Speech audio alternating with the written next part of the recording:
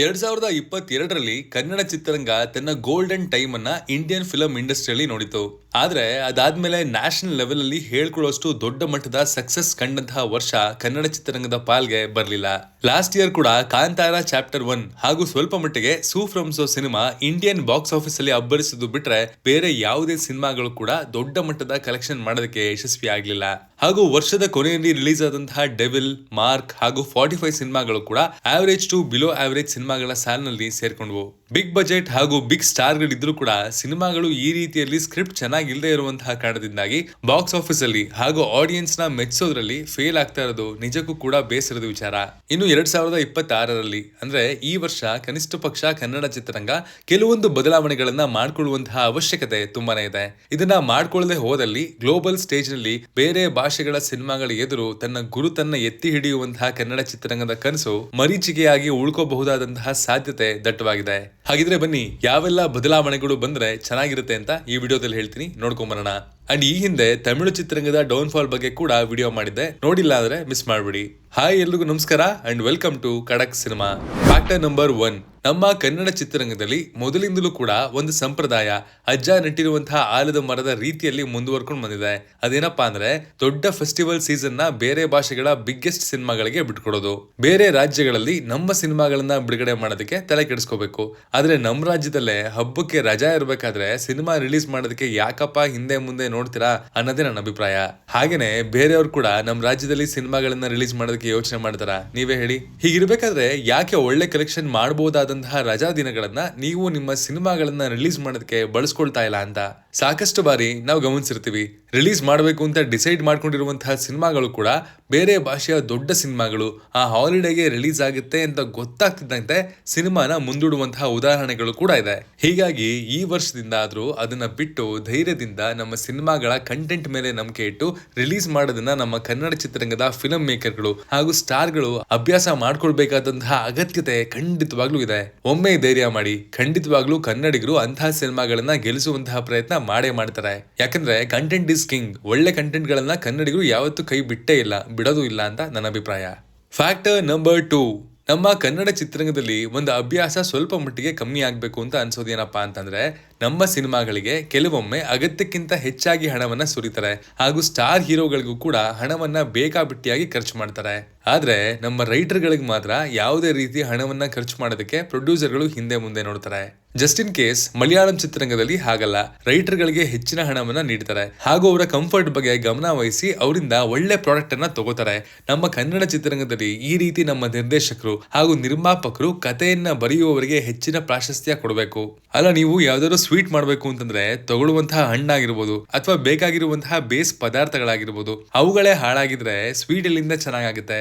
ಇದು ಯಾಕೆ ತಲೆಗೆ ಹೋಗ್ತಿಲ್ಲ ಅಂತ ನಂಗೆ ಇನ್ನೂ ಅರ್ಥ ಆಗ್ತಿಲ್ಲ. ಕೊಳ್ತೋಗಿರೋ ಹಣ್ಣನ್ನು ತಗೊಂಡು ಸಖತ್ತಾಗಿರೋ ಸ್ವೀಟ್ ಮಾಡಕ್ ಸಾಧ್ಯನಾ? ಚೆನ್ನಾಗಿರೋ ಹಣ್ಣನ್ನ ಆರಿಸ್ಬೇಕು ಅಂದ್ರೆ ಅದು ರೈಟರ್ ತರ ಆ ಮರಕ್ಕೆ ಚೆನ್ನಾಗಿರುವಂತಹ ಗೊಬ್ಬರ ನೀರು ಹಾಕಿದ್ರೆ ಆಟೋಮೆಟಿಕಲಿ ಒಳ್ಳೆ ರುಚಿಯಾಗಿರುವಂತಹ ಹಣ್ಣನ್ನ ಅದು ಕೊಟ್ಟೆ ಕೊಡುತ್ತೆ. ಅದನ್ನ ತಗೊಂಡು ಸ್ವೀಟ್ ಆದ್ರೂ ಮಾಡಿ ಏನ್ ಬೇಕಾದ್ರೂ ಮಾಡಬಹುದು. ಸೊ ಇಲ್ಲಿ ಮುಖ್ಯ ಸಿನಿಮಾದ ಮೂಲ ರೈಟಿಂಗ್. ಇನ್ನು ಕನ್ನಡ ಚಿತ್ರರಂಗದಲ್ಲಿ ಕೂಡ ಹೊಸ ಬರಹಗಾರರು ಅಥವಾ ಟ್ಯಾಲೆಂಟ್ ಇರುವಂತಹ ಬರಹಗಾರರನ್ನ ರೆಕಗ್ನೈಸ್ ಮಾಡಿ ಅವ್ರನ್ನ ಪುಷ್ ಮಾಡೋದು ತುಂಬಾ ಅವಶ್ಯಕತೆ ಇದೆ. ಫ್ಯಾಕ್ಟರ್ ನಂಬರ್ 3, ಕೇವಲ ಒಬ್ಬ ಹೀರೋನ ನಂಬ್ಕೊಂಡು ನೀವು ಸಿನಿಮಾಗೆ ದುಡ್ಡು ಹಾಕ್ಬೇಡಿ ಅಂತ ನಾನು ಫಸ್ಟ್ ನಿರ್ಮಾಪಕರಿಗೆ ಹೇಳೋದಕ್ಕೆ ಇಷ್ಟಪಡ್ತೀನಿ. ಹೀರೋಗಿಂತ ಹೆಚ್ಚಾಗಿ ಸಿನಿಮಾದ ಹೀರೋ ಕಂಟೆಂಟ್ ಆಗಿರಬೇಕು ಅನ್ನೋದು ನಮ್ಮ ಅಭಿಪ್ರಾಯ. ಯಾವಾಗ ಒಂದು ಕಂಟೆಂಟ್ ಕಿಂಗ್ ಆಗಿರುತ್ತೋ ಆಗ ಮಾತ್ರ ಸಿನಿಮಾ ಬಾಕ್ಸ್ ಆಫೀಸ್ ಅಲ್ಲಿ ಕಲೆಕ್ಷನ್ ಮಾಡೋದಕ್ಕೆ ಸಾಧ್ಯ, ಪ್ರೇಕ್ಷಕರನ್ನ ಥಿಯೇಟರ್ಗೆ ಕರ್ಕೊಂಡು ಬರೋದಕ್ಕೆ ಸಾಧ್ಯ. ಒಬ್ಬ ಸ್ಟಾರ್ ಹೀರೋ ಇದ್ರೆ ಅವರ ಅಭಿಮಾನಿಗಳು ಒಂದ್ಸಲ ಸಿನಿಮಾ ನೋಡೋದಕ್ಕೆ ಮಾತ್ರ ಬರ್ತಾರೆ. ಆದ್ರೆ ಯಾವಾಗ ಸಿನಿಮಾದ ಕಂಟೆಂಟ್ ಹೀರೋ ಆಗಿರುತ್ತೋ ರಿಪೀಟೆಡ್ ಆಡಿಯನ್ಸ್ ಹಾಗೂ ಫ್ಯಾಮಿಲಿ ಆಡಿಯನ್ಸ್ ಆ ಸಿನಿಮಾದ ಹೀರೋನ ಫ್ಯಾನ್ಸ್ ಆಗದೆ ಇದ್ರು ಕೂಡ ಬಂದು ನೋಡ್ತಾರೆ ಹಾಗೂ ತಮ್ಮ ಫ್ರೆಂಡ್ಸ್ ಮತ್ತು ಫ್ಯಾಮಿಲಿಗೆ ಸಿನಿಮಾನ ನೋಡೋದಕ್ಕೆ ಸಜೆಸ್ಟ್ ಮಾಡ್ತಾರೆ. ಇದು ಒಂದೊಳ್ಳೆ ಕಂಟೆಂಟ್ ನ ಗುಣಲಕ್ಷಣ ಅಲ್ವಾ? ಹೀಗಾಗಿ ಒಬ್ಬ ಹೀರೋ ಇದ್ರೆ ಸಾಕು, ನಾನು ಹಾಕಿರೋ ದುಡ್ಡು ಬಂದೇ ಬಿಡುತ್ತೆ ಅನ್ನೋ ಮೆಂಟಾಲಿಟಿ ಪ್ರೊಡ್ಯೂಸರ್ ತಲೆಯಿಂದ ಮೊದಲು ಹೊರಗಡೆ ಬರಬೇಕು. ಫ್ಯಾಕ್ಟರ್ ನಂಬರ್ 4, ಇನ್ನು ನಾನು ಈ ಮೊದಲೇ ಹೇಳಿರೋ ಹಾಗೆ ಕೆಲವೊಂದು ಕಂಟೆಂಟ್ಗಳು ಫಿಲಂ ಇಂಡಸ್ಟ್ರಿಯ ದಿಗ್ಗಜರಿಗೆ, ಅದರಲ್ಲೂ ವಿಶೇಷವಾಗಿ ಪ್ರೊಡ್ಯೂಸರ್ ಹಾಗೂ ಡಿಸ್ಟ್ರಿಬ್ಯೂಟರ್ಗೆ ಗೊತ್ತಿರುತ್ತೆ ಇಂತಿಷ್ಟು ಕಲೆಕ್ಷನ್ ಮಾಡುತ್ತೆ, ಇದಕ್ಕಿಂತ ಹೆಚ್ಚಿನ ಕಲೆಕ್ಷನ್ ಮಾಡೋದು ಅನುಮಾನ ಅನ್ನೋದು. ಆ ರೀತಿ ಇದ್ದಾಗ ಆ ಹೀರೋ ಮಾರ್ಕೆಟ್ ಹಾಗೂ ಆ ಕಂಟೆಂಟ್ ನ ವ್ಯಾಲ್ಯೂ ನೋಡ್ಕೊಂಡು ಅದಕ್ಕೆ ಬೇಕಾಗಿರುವಷ್ಟು ಮಾತ್ರ ಹಣವನ್ನ ಸುರಿಬೇಕು. ಟೀಗೆ 1 ಸ್ಪೂನ್ ಸಕ್ಕರೆ ಹಾಕಿದಾಗ ಮಾತ್ರ ಟೀ ಆಗುತ್ತೆ, ಇಲ್ಲಾಂದ್ರೆ ಸಕ್ಕರೆ ಪಾನ್ಕ ಆಗಲ್ವಾ? ಹೀಗಾಗಿ ಹಣವನ್ನ ಕೂಡ ಎಷ್ಟು ಬೇಕೋ ಅಷ್ಟು ಮಾತ್ರ ಸುರಿಬೇಕು. ಇಲ್ಲದೆ ಹೋದ್ರೆ ಒಂದು ವೇಳೆ ದುರದೃಷ್ಟವಶಾತ್ ಕಲೆಕ್ಷನ್ ಆಗದೆ ಹೋದ್ರೆ ತಗೊಂಡಿರುವಂತಹ ಸಾಲಕ್ಕೆ ಬಡ್ಡಿ ಕಟ್ಟಿ ಸಾಲ ತೀರಿಸುವಷ್ಟರಲ್ಲಿ ಮನೆ ಮಠ ಮಾರ್ಕೊಳ್ಬೇಕಾದಂತಹ ಪರಿಸ್ಥಿತಿ ಕೂಡ ಕೆಲವು ನಿರ್ಮಾಪಕರಿಗೆ ಬಂದಿದೆ. ಕೆಲವೊಮ್ಮೆ ನಿರ್ಮಾಪಕರುಗಳು ಒಳ್ಳೆ ಸಿನಿಮಾದ ಮೇಲೆ ಹೆಚ್ಚಿನ ಹಣವನ್ನ ಸುರಿದು ಗ್ಲೋಬಲ್ ನಲ್ಲಿ ಗೆದ್ದಿರುವಂತಹ ಉದಾಹರಣೆಗಳು ಕೂಡ ಇದೆ.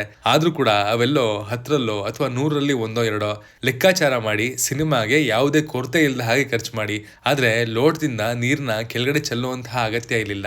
ಮೀರಿ ಹಣವನ್ನ ಖರ್ಚು ಮಾಡ್ಬಿಡಿ ಅನ್ನೋದಷ್ಟೇ ನಮ್ಮ ಸಜೆಷನ್. ಕೆಲವೊಂದು ಬಿಗ್ ಬಜೆಟ್ ಸಿನಿಮಾಗಳು ಕೂಡ 2025ರಲ್ಲಿ ಹಾಗೂ ಅದಕ್ಕಿಂತಲೂ ಮುಂಚೆ ಅಗತ್ಯಕ್ಕಿಂತ ಹೆಚ್ಚಿನ ಹಣವನ್ನ ಸುರಿದು ಅದರ ಅರ್ಧ ಕೂಡ ರಿಕವರಿ ಆಗದೆ ಇರುವಂತಹ ಸನ್ನಿವೇಶಗಳನ್ನ ನಾವು ನೋಡಿರೋದ್ರಿಂದಾನೇ ಈ ಮಾತನ್ನ ಹೇಳ್ತಾ ಇರೋದು. ಇದು ಹಣ ಹಾಕಿರುವಂತಹ ಪ್ರೊಡ್ಯೂಸರ್ಗಳಿಗೆ ಮಾತ್ರ ಅಲ್ಲ, ಆ ಸಿನಿಮಾದ ಸೋಲಿಂದ ಹೊಡೆತವನ್ನ ತಿಂದಿರುವಂತಹ ಚಿತ್ರರಂಗ ಕೂಡ ಬ್ಯಾಡ್ ಇಂಪ್ರೆಷನ್ ಅನ್ನ ಕ್ರಿಯೇಟ್ ಮಾಡುತ್ತೆ. Factor number 5. ಇನ್ನು ಪ್ರಮುಖವಾಗಿ ನಮ್ಮ ಕನ್ನಡ ಚಿತ್ರರಂಗ ಎದುರಿಸ್ತಾ ಇರುವಂತಹ ಕೊರತೆ ಏನಪ್ಪಾ ಅಂದ್ರೆ ಅದು ನಂಬರ್ ಆಫ್ ಸ್ಟಾರ್ ಹೀರೋಗಳ ಸಿನಿಮಾಗಳು. ಕಳೆದ ವರ್ಷ ನೋಡಿದ್ರೆ ಆಕ್ಷನ್ ಪ್ರಿನ್ಸ್ ಧ್ರುವ ಸರ್ಜಾ ಹಾಗೂ ಡಾಲಿ ಧನಂಜಯ ಅವರಂತಹ ನಟರ ಸಿನಿಮಾಗಳೇ ರಿಲೀಸ್ ಆಗಿಲ್ಲ. ರಕ್ಷಿತ್ ಶೆಟ್ಟಿ ಅವರ ಕತೆ ಹೇಳದೆ ಬೇಡ ಬಿಡಿ, ಇನ್ನು ಯಶ್ ಅವರ ಸಿನಿಮಾ ಕೂಡ ರಿಲೀಸ್ ಆಗಿಲ್ಲ. ಇದೇ ರೀತಿ ಒಬ್ಬೊಬ್ಬ ಸ್ಟಾರ್ ನಟರ ಬಗ್ಗೆ ಮಾತಾಡ್ತಾ ಹೋದ್ರೆ ಲಿಸ್ಟ್ ಉದ್ದ ಹಾಕ್ತಾನೆ ಹೋಗುತ್ತೆ. ನಮ್ಮ ಕನ್ನಡ ಚಿತ್ರರಂಗ ಕಮರ್ಷಿಯಲಿ ಆಕ್ಟಿವ್ ಆಗಿರ್ಬೇಕು ಅಂದ್ರೆ ಕನಿಷ್ಠ ಪಕ್ಷ 2 ತಿಂಗಳಿಗೆ ಒಮ್ಮೆಯಾದ್ರೂ ದೊಡ್ಡ ಬಜೆಟ್ ನ ದೊಡ್ಡ ಸ್ಟಾರ್ ಸಿನಿಮಾ ರಿಲೀಸ್ ಆಗ್ಲೇಬೇಕು ಅನ್ನೋದು ಒಂದು ಕಾಮನ್ ಫಾರ್ಮುಲಾ. ಆದ್ರೆ ನಮ್ ಚಿತ್ರರಂಗದಲ್ಲಿ 4-5 ತಿಂಗಳು ಕೂಡ ಒಂದು ಬಿಗ್ ಬಜೆಟ್ ಬಿಗ್ ಸಿನಿಮಾನ ನೋಡೋದಕ್ಕೆ ಸಾಧ್ಯ ಆಗ್ತಾ ಇಲ್ಲ. ಈ ಚಾಳಿ ಕನ್ನಡ ಚಿತ್ರರಂಗದಲ್ಲಿ ಸದ್ಯದ ಮಟ್ಟಿಗೆ ಬದಲಾಗಬೇಕಾದಂತಹ ಪರಿಸ್ಥಿತಿ ಖಂಡಿತವಾಗ್ಲೂ ಇದೆ. ಮಾರ್ಚ್ ತಿಂಗಳಿಗೆ ಟಾಕ್ಸಿಕ್ ಸಿನಿಮಾ, ಏಪ್ರಿಲ್ ತಿಂಗಳಿಗೆ KD ಸಿನಿಮಾ ಫಿಕ್ಸ್ ಆಗಿರುವಂತಹ ಬಿಗ್ ಬಜೆಟ್ ಸಿನಿಮಾಗಳು ಬೇರೆ ಯಾವುದು ಕೂಡ ಕಾಣಿಸ್ತಾ ಇಲ್ಲ. ಕಾಣಿಸಿದ್ರು ಪಕ್ಕಾ ಅನ್ನುವಂತಹ ಕಾನ್ಫಿಡೆಂಟ್ ಇಲ್ಲ. ಈ ಕಾನ್ಫಿಡೆನ್ಸು ಕನ್ನಡ ಚಿತ್ರರಂಗಕ್ಕೆ ಸಾಕಷ್ಟು ಡ್ಯಾಮೇಜ್ ಕೊಡ್ತಾ ಇದೆ ಅಂತ ಕೂಡ ಹೇಳ್ಬೋದು. ಇದರ ಜೊತೆಗೆ ಲಿಂಕ್ ಆಗಿರುವಂತಹ ರೀತಿಯಲ್ಲಿ ನಮ್ಮ ಕನ್ನಡದ ಫಿಲಂ ಚೇಂಬರ್ ನಲ್ಲಿ ಕೂಡ ಒಂದು ಗಟ್ಟಿಯಾಗಿರುವಂತಹ ನಾಯಕತ್ವದ ಅವಶ್ಯಕತೆ ಕೂಡ ಇದೆ.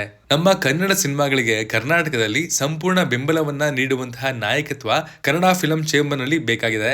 ಶೋಗಳನ್ನ ಅಲಾಟ್ ಮಾಡುವಂತಹ ಪ್ರಕ್ರಿಯೆಯಿಂದ ಹಿಡಿದು ಪ್ರತಿಯೊಂದು ಸಮಸ್ಯೆಗಳನ್ನು ಕೂಡ ಕರ್ನಾಟಕದಲ್ಲಿ ಕನ್ನಡಿಗನೇ ಸಾರ್ವಭೌಮ ಎನ್ನುವಂತಹ ಧೋರಣೆಯನ್ನ ಕನ್ನಡ ಫಿಲಂ ಚೇಂಬರ್ ಎತ್ತಿ ಹಿಡಿಯಬೇಕಾದಂತಹ ಅಗತ್ಯಕತೆ ತುಂಬಾ ಇದೆ. ಇದಕ್ಕಿಂತ ಪ್ರಮುಖವಾಗಿ ನಮ್ಮ ಕನ್ನಡ ಚಿತ್ರರಂಗದಲ್ಲಿ ಕೆಲವೊಂದು ಒಳ್ಳೆ ಕಂಟೆಂಟ್ ಗಳನ್ನ, ಹೊಸ ಪ್ರತಿಭೆಗಳ ಸಿನಿಮಾ ಸ್ವಲ್ಪ ಮಟ್ಟಿಗೆ ಚೆನ್ನಾಗಿ ರಿವ್ಯೂಗಳನ್ನ ಪಡ್ಕೋತಾ ಇದೆ, ಪ್ರೇಕ್ಷಕರು ಅದ್ರ ಬಗ್ಗೆ ಚೆನ್ನಾಗಿ ಮಾತಾಡ್ತಾ ಇದ್ದಾರೆ ಅಂದಾಗ ಅವುಗಳಿಗೆ ಇನ್ನಷ್ಟು ಒಳ್ಳೆಯ ಶೋಸ್ ಹಾಗೂ ಥಿಯೇಟರ್ ಗಳನ್ನ ಹೆಚ್ಚು ಮಾಡಿಸುವಂತಹ ಕೆಲಸವನ್ನ ಕೂಡ ನಮ್ಮ ಫಿಲಂ ಚೇಂಬರ್ ಮಾಡಬೇಕಾಗಿದೆ. ಬರೀ ಜಗಳಗಳನ್ನ ಸರಿ ಮಾಡೋದಕ್ಕೆ ಮಾತ್ರ ಫಿಲಂ ಚೇಂಬರ್ ಆಗದೆ ಇವುಗಳಿಗೂ ಸೀಮಿತವಾದ್ರೆ ಮಾತ್ರ ಇಂಡಸ್ಟ್ರಿ ಅಥವಾ ಕಮ್ಯುನಿಟಿ ಚೆನ್ನಾಗಿ ಬೆಳೆಯೋದು. ಯಾಕಂದ್ರೆ ಸ್ಟಾರ್ ಹೀರೋಗಳ ಸಿನಿಮಾಗಳಿಗೆ ಆಟೋಮೆಟಿಕ್ ಆಗಿ ಇವುಗಳೆಲ್ಲ ಸ್ಟಾರ್ಟಿಂಗ್ ಇಂದಾನೆ ಬಳುವಳಿಯಾಗಿ ಬಂದಿರುತ್ತೆ. ಹೊಸ ಪ್ರತಿಭೆಗಳಿಗೆ ಇದು ತುಂಬಾ ಕಷ್ಟವಾದ ಕೆಲಸ ಹಾಗೂ ಪ್ರಮೋಷನ್ಗೆ ಕೂಡ ಹೆಚ್ಚಿನ ಹಣವನ್ನ ಖರ್ಚು ಮಾಡಬಹುದಾದಂತಹ ಸಾಮರ್ಥ್ಯ ಅವರಲ್ಲಿ ಇಲ್ಲದೆ ಇರಬಹುದು. ಹೀಗಾಗಿ ಕನ್ನಡ ಫಿಲಂ ಚೇಂಬರ್ ಈ ವಿಚಾರದಲ್ಲಿ ಸ್ವಲ್ಪ ಮಟ್ಟಿಗೆ ಅಗತ್ಯಕ್ಕಿಂತಲೂ ಹೆಚ್ಚಾಗಿರುವಂತಹ ಬೆಂಬಲವನ್ನ ತೋರಿಸಬೇಕಾದಂತಹ ಅಗತ್ಯತೆ ಖಂಡಿತ ಇದೆ. ಇವಿಷ್ಟು ಬದಲಾವಣೆಗಳನ್ನ ಕನಿಷ್ಠ ಪಕ್ಷ ಈ ವರ್ಷ ನಮ್ಮ ಕನ್ನಡ ಚಿತ್ರರಂಗ ತಮ್ಮ ಸಿನಿಮಾಗಳನ್ನ ಮಾಡೋ ಹಾಗೂ ರಿಲೀಸ್ ಮಾಡುವಂತಹ ವಿಚಾರದಲ್ಲಿ ಅಳವಡಿಸಿಕೊಳ್ಳಲೇಬೇಕಾದಂತಹ ಅವಶ್ಯಕತೆ ಇದೆ.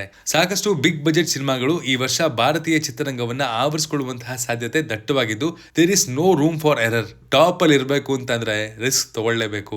ಬೇರೆ ಭಾಷೆಗಳ ಸಿನಿಮಾಗೆ ಹೆದರ್ಕೊಂಡು ಫೆಸ್ಟಿವಲ್ ಡೇಸ್ ನ ಬೇರೆ ಭಾಷೆಯವರಿಗೆ ಬಿಟ್ಕೊಡೋ ಮಾತೆ ಬರಬಾರ್ದು. ನೋಡೋಣ 2026 ಕನ್ನಡ ಚಿತ್ರರಂಗದ ಪಾಲಿಗೆ ಯಾವ ರೀತಿಯ ವರ್ಷ ಆಗಿರುತ್ತೆ ಅನ್ನೋದು.